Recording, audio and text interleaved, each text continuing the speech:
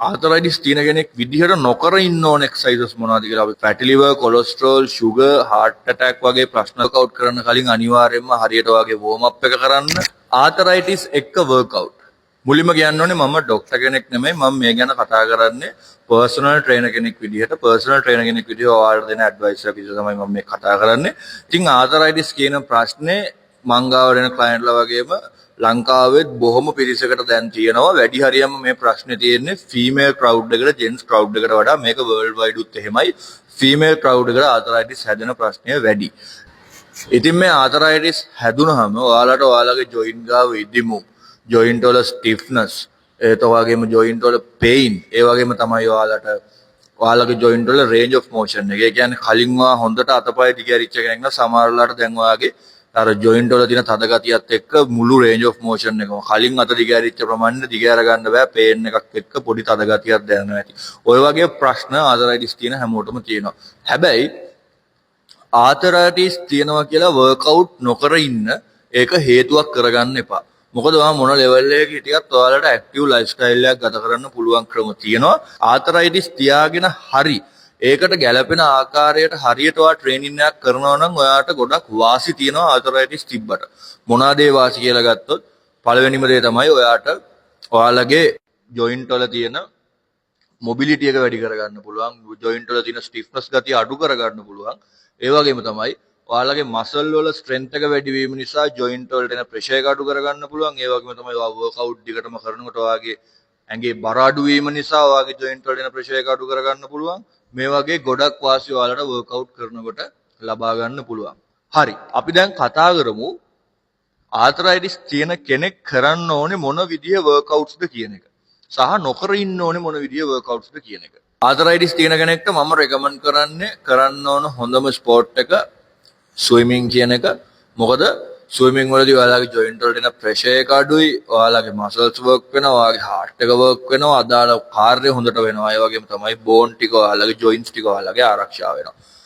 ඒ වගේ දෙයක් කරන්න අමාරුයි නම් ඔයාලට වෝකින් කරන්න පුළුවන්, සයික්ලින් කරන්න පුළුවන්. ඒ වගේම තමයි light strength training, light cardio, mobility, yoga, stretching ඔය වගේ දේවල් ඔයාලට කරන්න පුළුවන්. හැබැයි මේ හැම දෙයක්ම කරන්න ඕනේ හරියට දැනුමක් තියෙන ඉන්ස්ට්‍රක්ටර් කෙනෙක් ගාව.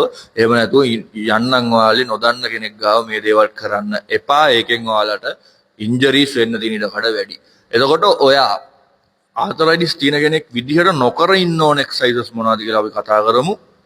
මුලින්ම තමයි ඔයා ජම්පින් එක්සර්සයිසස්, ජම්පින් ස්කොට්ස්, ලන්ජස්, එතකොට හයි නීස්, ජම්පින් ජැක් ඔය වගේ ජම්පින් එක්සර්සයිසස් කරන එක නවත්තන්න වෙනවා.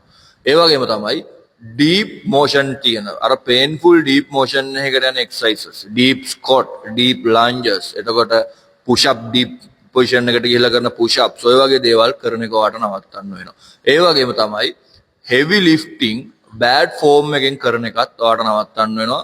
හෙවි ලිෆ්ටිං කරන ඉන්නවා ආතරයිටිස් තියාගෙන. හැබැයි ඒවට අදාළේ සේෆ්ටිස් පාවිච්චි කරලා ඒ සේෆ්ටි විදියට ඒ දේවල් කරන්න ඕනේ.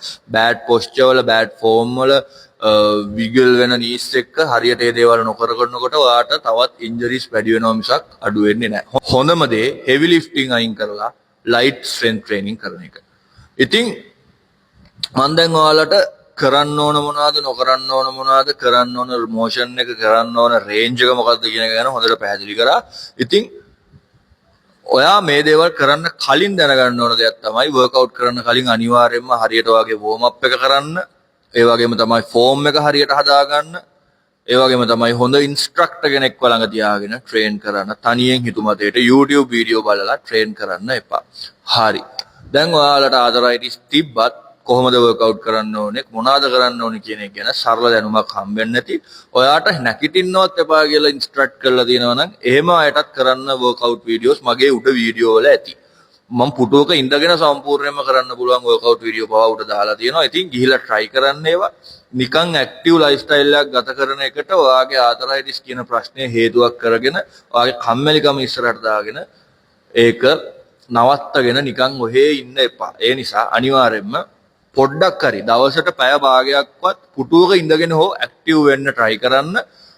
මොකද දැන් තියෙන අපේ ලයිෆ් ස්ටයිල් එක සහ අපේ කැම්බීම රටාවත් එක්ක fatty liver, cholesterol, sugar, heart attack වගේ ප්‍රශ්නත් එක්ක ගොඩක් මිනිස්සු පොරබදනවා. එතකොට මේ දේවල් වලින් බේරෙන්න අනිවාර්යයෙන්ම ඔයා ඇක්ටිව් ලයිෆ් ස්ටයිල් එකක් ගත කරන්න ඕනේ වගේම ඔයාගේ මුළු ලයිෆ් ස්ටයිල් එකේම චේන්ජ් එකක් කරන්න අවශ්‍ය වෙනවා කැම රටාවත් එක්කම. ඉතින් අදම පටන් ගන්න හරියට ඩයට් එකක් එක්ක හරියට වර්ක්අවුට් ප්ලෑන් එකක් පටන් ගන්න. ඔයාලට පර්සනල් ට්‍රේනින් අවශ්‍ය නම් අපෙන් පර්සනල් ට්‍රේනින් ගන්න පුළුවන් අපිට කතා කරන්න. ඒ වගේම අපි YouTube channel එක link එක තියෙනවා bio එකේ ගිහලා channel එක subscribe කරලා තියාගන්න. ඉතින් stay hard, stay active, stay motivated. අපි muscle craft.